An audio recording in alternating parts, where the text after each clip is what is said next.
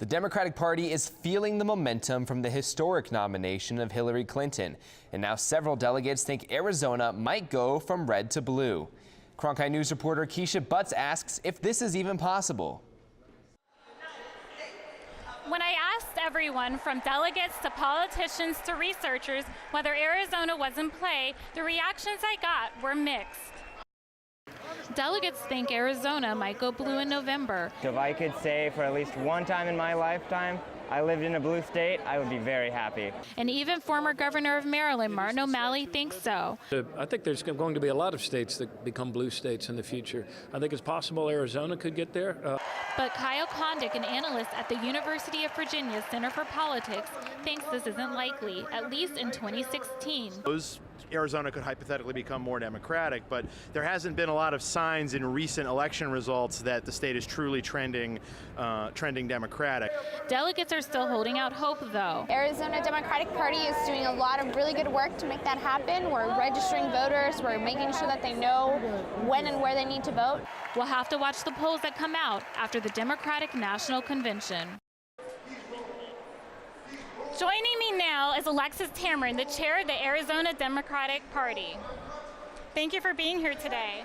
So we've been speculating, could Arizona go blue in November? What does the party research tell you?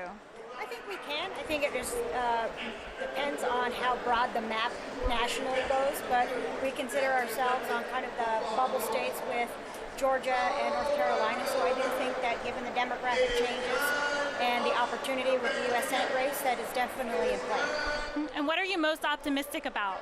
What I'm most optimistic about is not only doing what we can to help elect Hillary Clinton president, but the prospects of gaining a U.S. Senate seat is what I'm most excited about.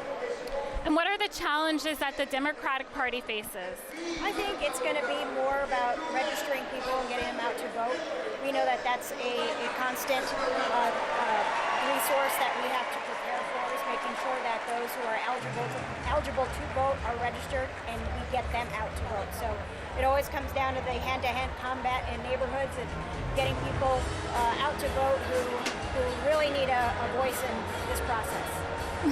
And Hispanics, they're a key voting bloc for the Democratic Party. Are you concerned restrictions could keep those ballots from getting counted for Hispanics and other people of color? I think that we're concerned for everyone, that we want to make sure, given what happened in Arizona on March 22nd during our presidential primary, that individuals who want to vote are given every opportunity to vote. So we're going to be very vigilant. We are challenging the elected officials and folks in charge right now to make sure that there are no access issues, not only for people of color, on our Native American communities, the Latino community, but also for those who were just waiting in line in March we saw, were just not people from minority groups. Granted, they have a little bit more restrictions in place historically, but we want to make sure the process is open and everybody has a chance to vote. Okay, thanks for joining us. I'm Keisha Butts in Philadelphia, Cronkite.